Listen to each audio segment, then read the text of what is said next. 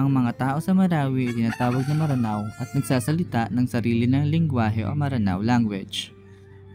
Ang siyudad ay tinatawag ding Summer Capital of the South dahil ang kinalalagan nito ay nasa taas at kalamigan ng kanyang klima. Maranao o Meranao, ito ay tinaguri ang mga tribo na nasa timog.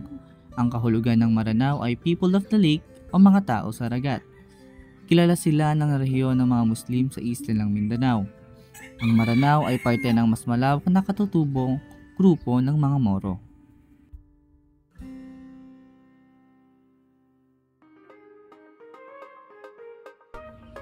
Isa sa mga tradisyon ng mga Maranao ay maghabi ng kasuotan na pinakakilala at nagmamalaking malong.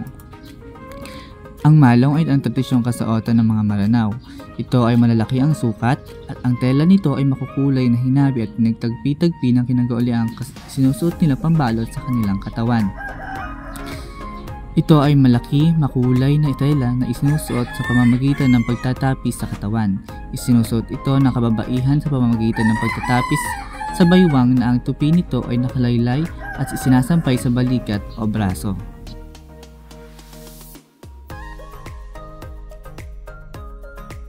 Ang ekonomiya ng Marawi ay nakabase sa agrikultura at pangangalakal.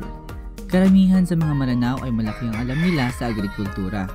Kung pupunta ka ng Marawi, madadaanan mo doon ang NPC Agus 1 Hydroelectric Power Plant.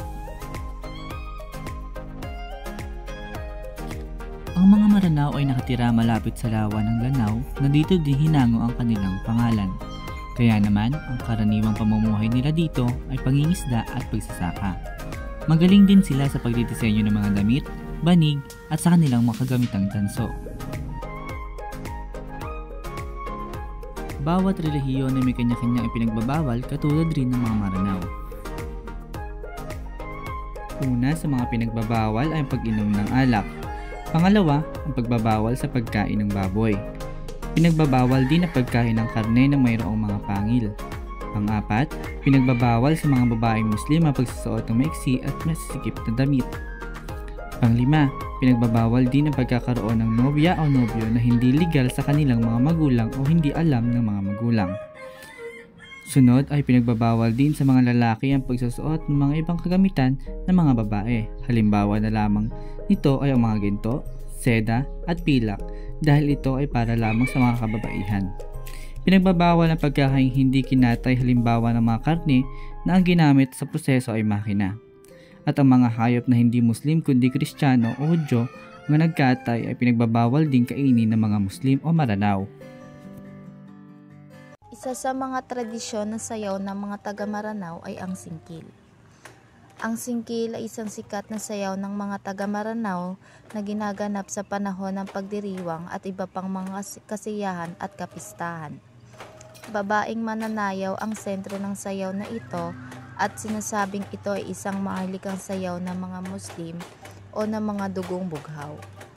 Sa saliw at tunog ng dulot ng kawayan, ang babaeng mananayaw ay nakabihis sa eleganteng Muslim na kasuotan at mahusay na humahakbang at hindi naiipit ang mga paa sa bawat galaw ng kawayan.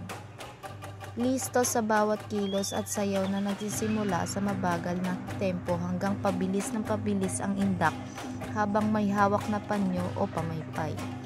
At umiindak sa saliw ng kulinting at agong na siyang mga pangunahing instrumentong ginagamit sa musika ng singkil. At ito ang kultura at tradisyon ng mga Maranao.